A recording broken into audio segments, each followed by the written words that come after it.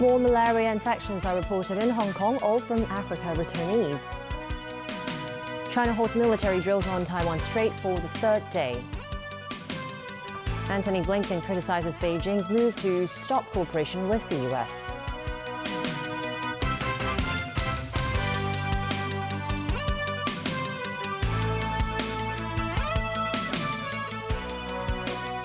Good evening and welcome. The city reported 13 more presumptive malaria infections today.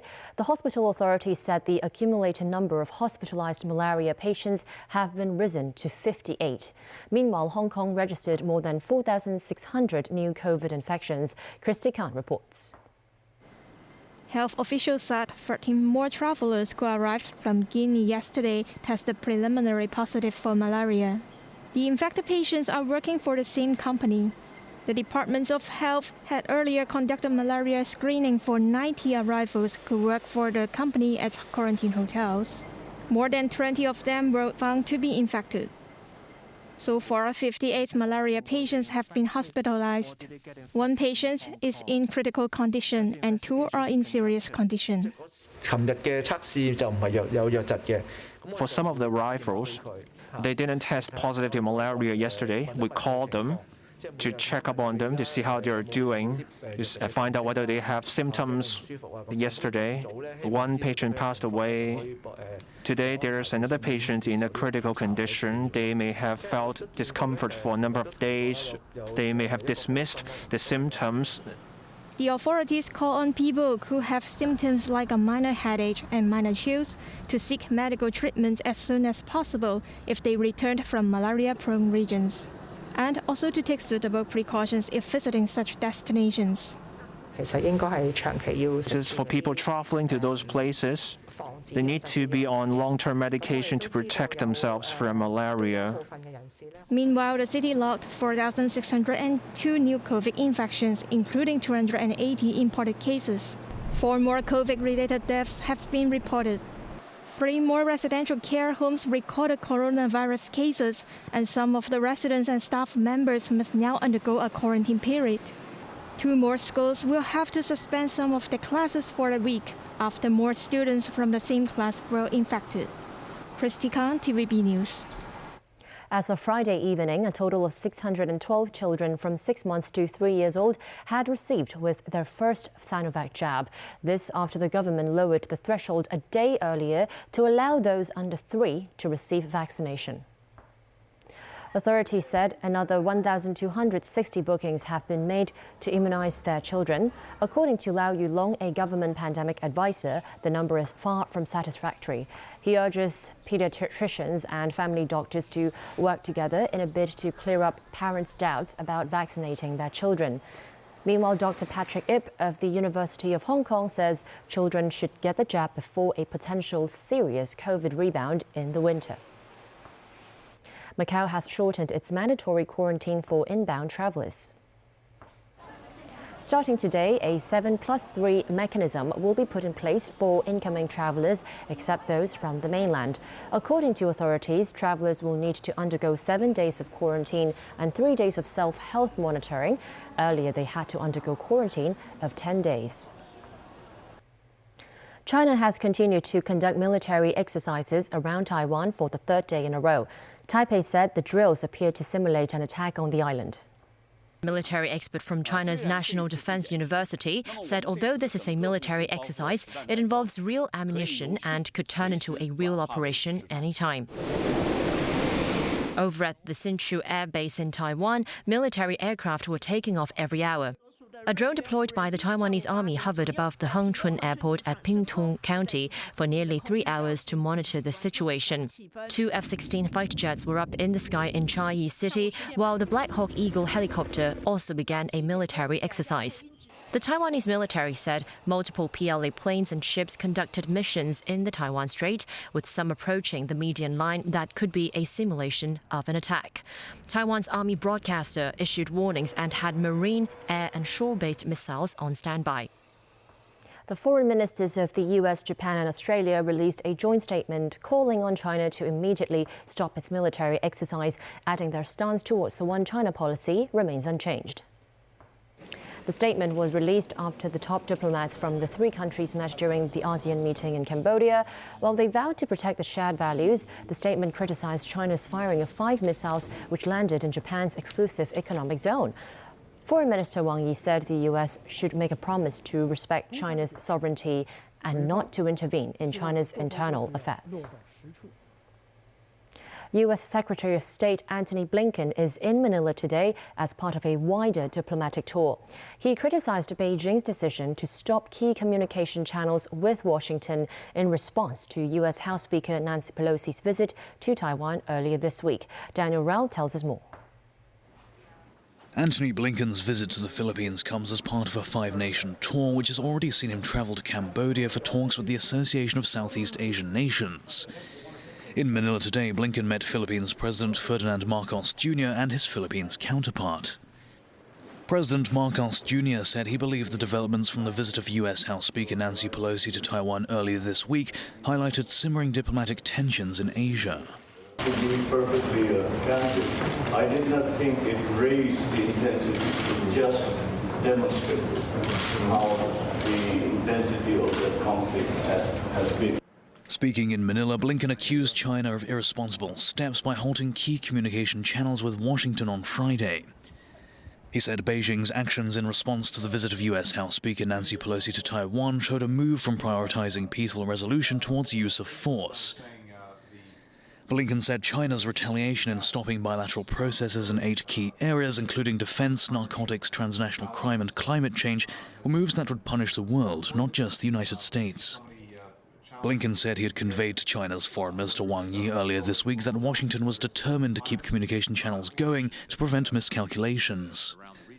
Blinken also said Beijing and the US have managed issues related to Taiwan and other diplomatic matters responsibly over the past 4 decades, and that this should continue.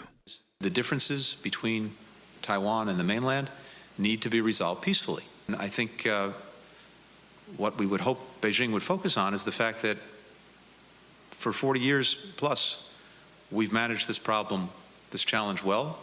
We've done it in a way that's avoided any conflict. That's what we're determined to do. Still, diplomats from some countries have criticized Pelosi's visit to Taiwan while reaffirming their firm support for the One China principle. I think that the visit of the United States House Speaker Nancy Pelosi creates problems, causing escalation of tension on the Taiwan Strait and could be destabilize the region. Cambodia calls on all parties concerned to find a peaceful solution, maintain the status quo, and avoid any provocation for the sake of peace, stability, development, and prosperity in the region and in the world. Daniel Rao, TVB News.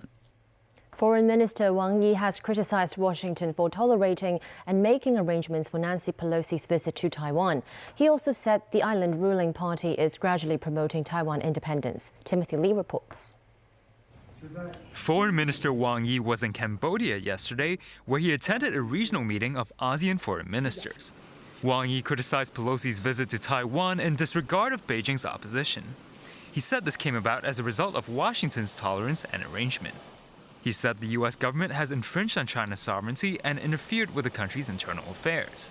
Wang stressed that Taiwan is never a country and that it is a historical and integral part of China. Responding to Washington's claims that China is altering the status quo, Wang said they were mere fabrications and rumors. He criticized Taiwan's Democratic Progressive Party for gradually moving towards Taiwan independence. Wang said the Chinese military exercises in the Taiwan Strait are entirely transparent and legal according to international law. Timothy Lee, TVB News. Beijing's official Xinhua news agency has released a commentary saying U.S. House Speaker Nancy Pelosi has made 6 mistakes by visiting Taiwan. It stressed that the House of Representatives, as part of the U.S. government, is obliged to strictly follow the One China policy of Washington. The commentary stated Pelosi's visit to Taiwan carries high political sensitivity and marks a major political provocation, upgrading the official interactions between the U.S. and Taiwan and a breach of the political commitment by the U.S. The commentary said this shows U.S.'s pursuit of hegemony under the guise of democracy, which will be strongly condemned and opposed by the international community. Still to come on tonight's news, ceremony to remember the first atomic bombing in Hiroshima. Israel's attack on Gaza reopens old wounds. And strong employment figures in the U.S. lift sentiments.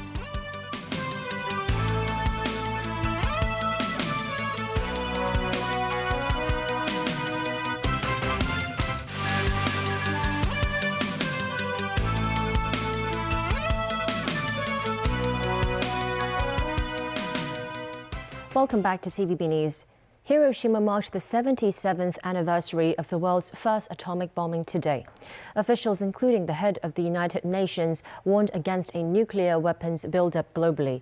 The remembrance service also came as fears grow of another such attack amid Russia's ongoing invasion of Ukraine.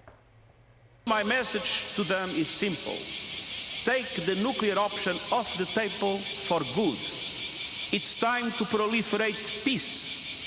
Heed the message of Hiroshima, no more Hiroshima, no more Nagasaki. And to the young people here today, finish the work that Hiroshima have begun. The world must never forget what happened here. The United States dropped the world's first atomic bomb on Hiroshima on August 6, 1945, destroying the city and killing 140,000 people. It dropped a second bomb 3 days later on Nagasaki, killing another 70,000. Japan surrendered on August 15th, ending World War II and its aggression in Asia for nearly half a century. Meanwhile, fears of a third atomic bombing have grown amid Russia's threats of nuclear attack since its war on Ukraine began in February. According to Hiroshima Mayor Kazumi Matsui, Russia's war on Ukraine is helping build support for nuclear deterrence. Matsui urged the world not to repeat the mistakes that destroyed his city nearly 8 decades ago. The head of Amnesty International's office in Ukraine has resigned after the human rights group criticized Kiev's military in its war with Russia.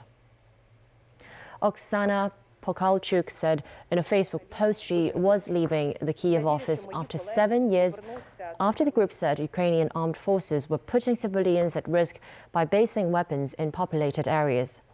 Ukraine President Volodymyr Zelensky reacted angrily to the Amnesty report, saying they were shifting blame from Russia, the aggressor, to Ukraine, the victim.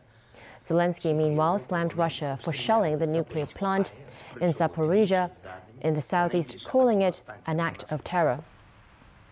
Today, the occupiers created another extremely risky situation for everyone in Europe, he said in his address to the nation. The plant is the largest in Europe.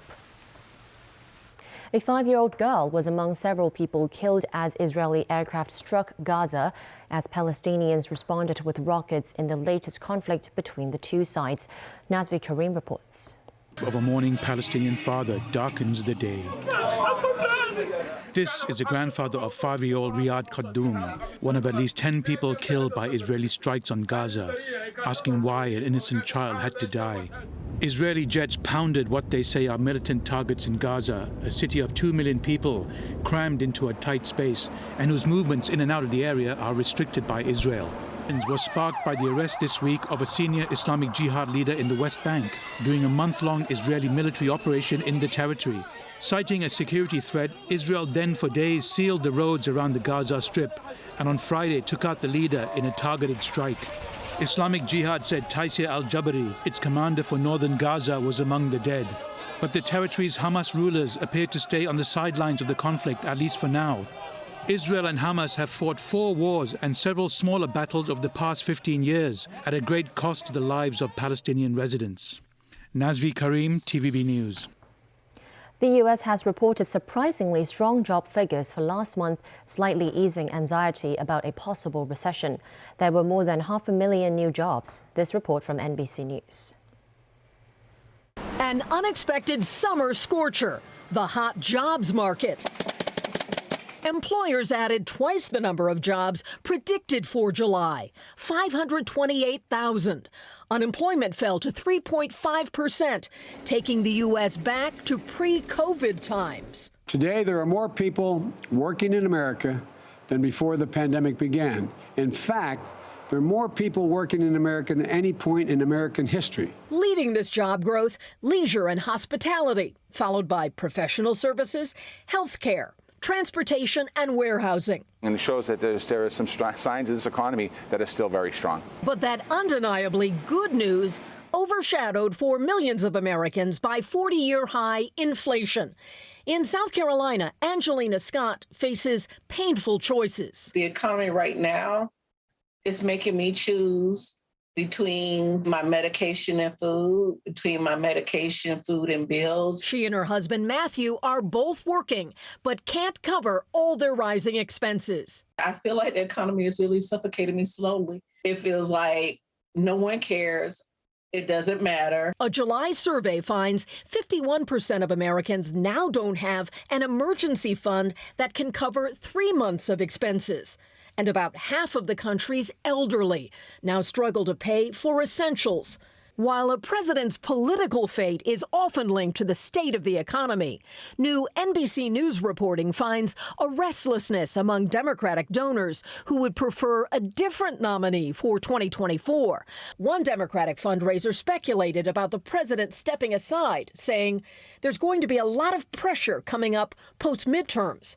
Yet most see President Biden as the strongest contender in a potential rematch against Donald Trump. As Americans cope with higher prices, another critical snapshot on the economy is expected Wednesday. The Consumer Price Index, the latest inflation number, will be released.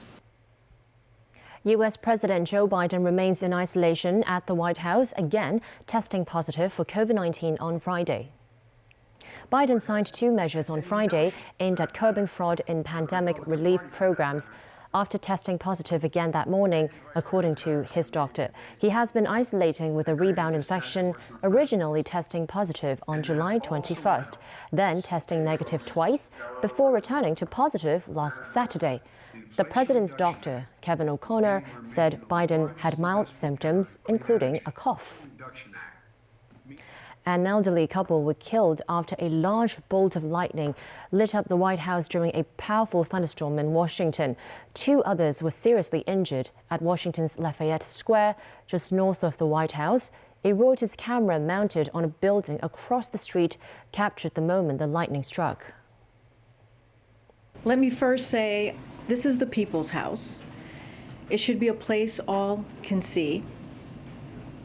We are saddened by the tragic loss of life after the lightning strike in Lafayette Park last night.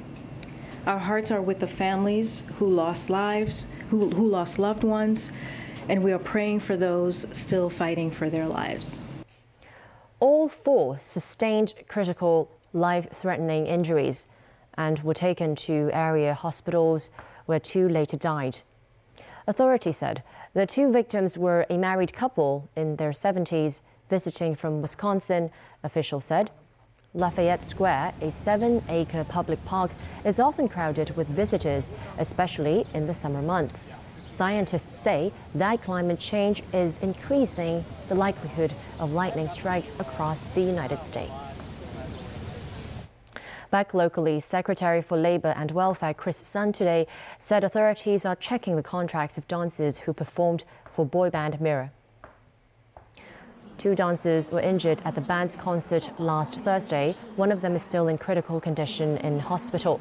The Labor chief said the department is reviewing the Occupational Safety and Health Ordinance. If any parties are found to have violated the occupational safety regulations with regards to the concert, they will be prosecuted. Sun added, dancers may still be considered employees even if they had signed a self-employed contract. And that's the news. Thanks for watching.